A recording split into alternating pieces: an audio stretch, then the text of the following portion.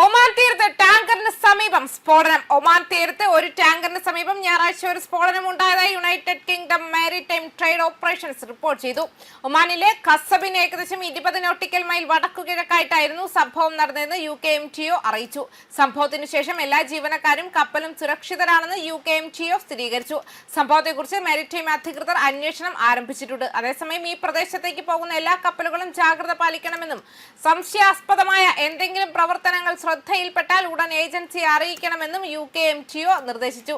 തന്ത്രപ്രധാനമായ ഹോർമുസ് കടലിടുക്കിന്റെ നടത്തിപ്പ് സംബന്ധിച്ച് ടെഹ്റാനും മസ്കറ്റും തമ്മിലുള്ള ചർച്ചകൾ പൂർത്തിയാകാൻ പോകുന്നുവെന്ന് ഇറാൻ വിദേശകാര്യമന്ത്രി അബ്ബാസ് അരാക്ചി പറഞ്ഞതോടെയാണ് സമുദ്ര സുരക്ഷാ ഭീഷണി ഉയർന്നത്.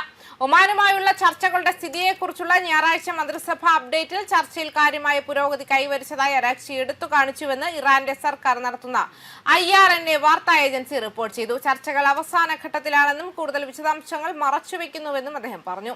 നയതന്ത്ര പാതയെക്കുറിച്ച് വിശദീകരിച്ചുകൊണ്ട് ഇറാൻ വിദേശകാര്യ മന്ത്രാലയ വക്താവ് ഇസ്മായിൽ ബഖായി സ്റ്റേറ്റ് ടെലിവിഷനോട് പറഞ്ഞു.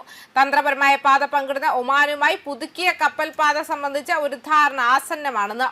ഇരുപക്ഷത്തിനും സ്വീകാര്യമായ ഒരു പാതയെക്കുറിച്ചാണ് നമ്മളിപ്പോൾ ഒരു ധാരണയിലെത്താൻ പോകുന്നത്.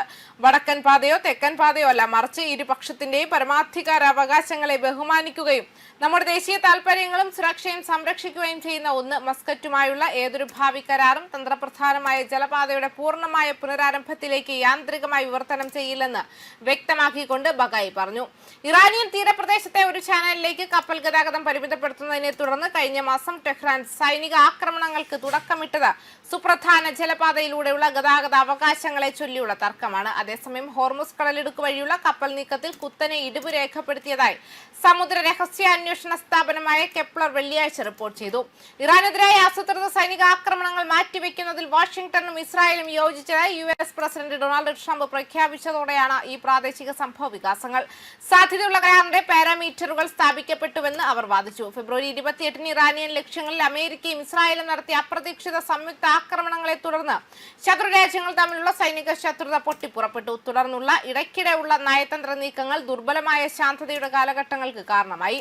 കഴിഞ്ഞ മാസം വീണ്ടും ആക്രമണങ്ങൾ ഉണ്ടായതിനെ തുടർന്ന് മേഖലാ തലത്തിൽ പുതിയ സംഘർഷം ഉണ്ടാകുമെന്ന ആശങ്ക ഉയർന്നിരുന്നു. ഇറാനെ വളരെ കഠിനമായി ലക്ഷ്യം വയ്ക്കുമെന്ന് ട്രംപ് മുൻപ് ഭീഷണിപ്പെടുത്തിയിരുന്നു. പ്രധാന ഊർജ്ജ അടിസ്ഥാന സൗകര്യങ്ങളിൽ ആക്രമണ സാധ്യതയുണ്ടെന്ന റിപ്പോർട്ടുകൾ പുറത്തു വന്നതോടെ മിഡിൽ ഈസ്റ്റിലുടനീളമുള്ള അമേരിക്കൻ നയതന്ത്ര ദൗത്യങ്ങൾ അതീവ ജാഗ്രതയിലാണ്. ന്യൂസ് ഡെസ്ക് കർമ്മ ന്യൂസ്.